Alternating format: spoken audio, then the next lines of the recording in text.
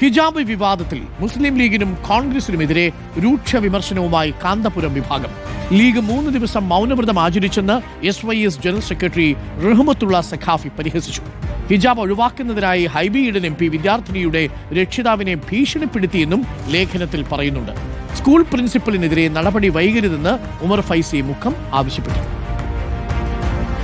തട്ടത്തിന്റെ വിഷയത്തിൽ ശിവൻകുട്ടി മന്ത്രി നല്ല ഗൗരവമായ പറച്ചിൽ തന്നെയാണ്. തട്ടം വിട്ട ടീച്ചറാണ് തട്ടം വിട്ട കുട്ടിയെ പുറത്താക്കിയെന്നുള്ളതാണ്. അത് നല്ല ശൈലിയൊത്ത വാക്കുമാണ്. അതൊക്കെ വേണ്ടതുപോലെ പറഞ്ഞിട്ടുണ്ട്. നടപടി ഉണ്ടായിട്ടില്ല എന്ന് പറയാനായിട്ടില്ല, നടപടി എടുക്കുന്നതാണ് നമ്മൾ കരുതുന്നത്. ഇല്ലേ, നടപടി ഉണ്ടാവണം എന്നുള്ളതാണ്. തട്ടത്തിനെതിരെ പറഞ്ഞാൽ മതി. തട്ടം വിട്ടവൾ തട്ടം ഇല്ലാത്തവളെ പുറത്താക്കി എന്ന് പറഞ്ഞ വിരോധാഭാസം. അതുകൊണ്ട് തന്നെ നടപടി ഉണ്ടാവണം. പ്രധാനപ്പെട്ട ചോദ്യം ഇതിനെ എങ്ങനെ ലീഗ് പ്രതിരോധിക്കുമെന്നുള്ളതാണ്. AK അഭിലാഷ് ഉണ്ട് കൂടുതൽ വിവരങ്ങളുമായി. AK Abhilash, good evening. ലീഗിന് മറുപടി ഉണ്ടാകുമോ ഈ വിഷയത്തിൽ?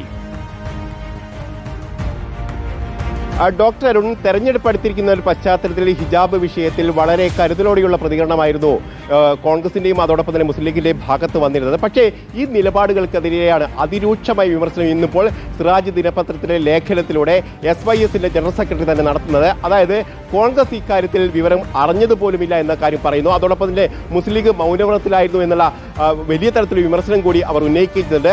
ഹൈബിയുടെ ചില ഇടപെടലുകളെ അതിശക്തമായ ഭാഷയിൽ തന്നെയാണ് വിമർശിക്കുകയും ചെയ്തത്. അതോടൊപ്പം തന്നെ കർണാടകയിലെ കോൺഗ്രസ് ഹിജാബ് വിഷയത്തിൽ സ്വീകരിച്ച നിലപാട് അതിന് സമാനമായ രീതിയിലെങ്കിലും കേരളത്തിലെ കോൺഗ്രസിനും നിലപാട് സ്വീകരിക്കാമായിരുന്നു എന്നുള്ള കാര്യം കൂടി ഈ ലേഖനത്തിൽ പറയുകയും ചെയ്യുന്നുണ്ട്.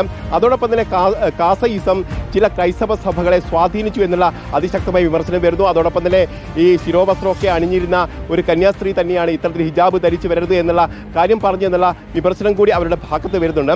മറുഭാഗത്ത് വരികയാണെങ്കിൽ ഇന്നിപ്പോൾ സമസ്തയുടെ ഭാഗത്തും ഒരു ക്യാമ്പയിൻ സ്റ്റാർട്ട് ചെയ്യുകയാണ്. അത് സംബന്ധിച്ച് അവരും മന്ത്രി ശിവൻകുട്ടിയുടെ നിലപാടുകളെ പുകഴ്ത്തുന്നുണ്ട്. പക്ഷേ അപ്പോൾ പോലും ഈ വിഷയത്തിൽ എന്ത് നടപടിയാണ് എടുത്തത് എന്നാണ് ഉമർ ഫൈസി മുഖം ചോദിക്കുന്നത്. കാരണം ഇത്തരത്തിൽ കാര്യങ്ങൾ പറഞ്ഞതുകൊണ്ട് മാത്രം കാര്യമില്ല. ഇത്തരത്തിൽ കുട്ടിയെ പുറത്താക്കുന്ന നിലപാട് സ്വീകരിക്കപ്പെട്ട ആളുകൾക്കെതിരെ എന്ത് നടപടിയാണ് സ്വീകരിക്കുന്നത് എന്നുള്ളതാണ് അവർ ചോദിക്കുന്നത്. ഏതായാലും തെരഞ്ഞെടുപ്പ് അടുത്തിരിക്കുന്ന ഒരു പശ്ചാത്തലത്തിൽ ഇത് വലിയൊരു വിഷയമായി തന്നെ ഉയർത്തിക്കൊണ്ടുവരാനുള്ള ശ്രമങ്ങളാണ് വിവിധ കോണുകളിൽ നിന്ന് വരുന്നത്. അതേസമയത്ത് കോൺഗ്രസും ലീഗും ഇതിൽ സംയമനത്തോടെ ഇടപെടുന്നുണ്ടെങ്കിൽ പോലും ഇത് വലിയ ഒരു രാഷ്ട്രീയ വിഷയമായി തന്നെ ഉയർന്നു കഴിഞ്ഞു എന്നുള്ളതാണ് ഏറ്റവും പ്രധാനപ്പെട്ട വസ്തുത. Thank you. AK അഭിലാഷാണ് വിവരങ്ങൾ നൽകിയത്.